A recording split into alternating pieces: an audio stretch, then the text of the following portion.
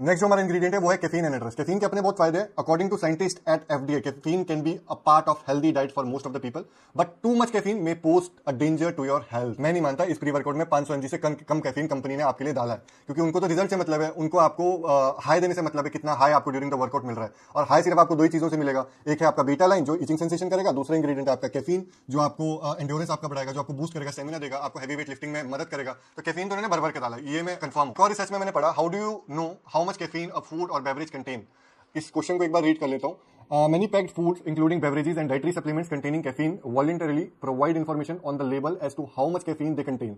इसका मतलब है जितने भी फूड रिलेटेड आइटम्स है, सप्लीमेंट्स है, उनके लेबल पे ये मेंशन होता है कि कैफीन उन्होंने कितनी क्वांटिटी में डाली है, ताकि जो भी कंज्यूमर है उसको यूज करने से पहले पता लगे कि उसको किस डोजेज में कैफीन दिया जा रहा है। Consumer should take care when consuming for the first time a new packaged food containing added caffeine if the amount of caffeine in the food is not declared on the label।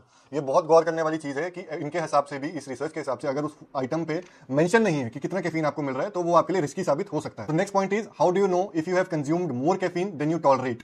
तो ये है question. सबसे पहले तो मैं ये बता दूं, एफडीए के हिसाब से जो रिकमेंडेड डोज होता है कैफीन का, मैक्सिमम रिकमेंडेड डोज वो है 400 mg, 400 mg। और जैसे कि मैंने बताया इस प्री वर्कआउट में मुझे तो नहीं लगता, बिल्कुल भी नहीं लगता कि इसमें 500 mg से नीचे का कैफीन है, और अगर कम होगा भी तो इन्होंने मेंशन नहीं किया, तो मैं तो मानूंगा ही नहीं बिल्कुल भी इनकी बात। तो इनका कैफीन का जो डोज है, जो एफडीए के हिसाब से 400 mg कैफीन आपको लेना है, वो पूरे दिन में लेना है। इनका कम से कम आपको 400 mg से कम कैफीन तो मिलेगा ही नहीं। सबसे बड़ी बात, मैं नहीं मानता 500 mg से कैफीन नीचे मिल रहा है, और वो आपको ये एक स्कूप में दे रहे हैं। तो क्या क्या कॉजेज आपको हो सकते हैं ओवरडोजिंग ऑफ कैफीन से, वो आपको बता देता हूं।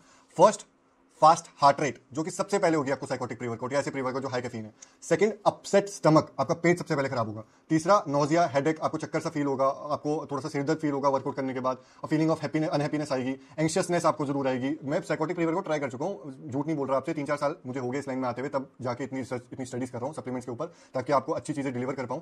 बट मैं साइकोटिक प्री वर्कआउट पर्सनली भी ट्राई कर चुका हूं। जितने भी हमारे कॉज लिखे हैं ना कि क्या क्या आपको हैवी कैफीन से, हाई डोजेज ऑफ कैफीन से हो सकता है, वो सारी चीजें साइकोटिक प्री वर्कआउट से 101% होती है।